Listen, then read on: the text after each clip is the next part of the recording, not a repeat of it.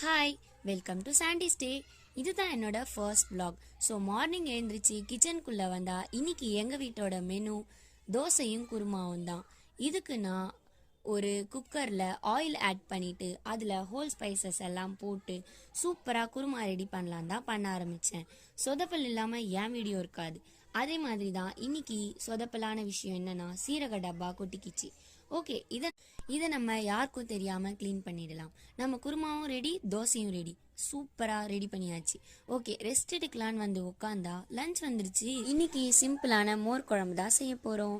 இது ரொம்ப easy. 2 minutes Maggi மாதிரி 2 minutes மோர் குழம்பு. எல்லா இன்க்ரீடியன்ஸும் மிக்சி ஜாரில் போட்டு கர்ட் ஆட் பண்ணி தாளித்து எடுத்தால் மோர் குழம்பு ரெடி. இன்னைக்கு ஆஃப்டர்நூன் அண்ட் மார்னிங் நான் சமைச்சதால நைட் நான் செய்ய மாட்டேன்.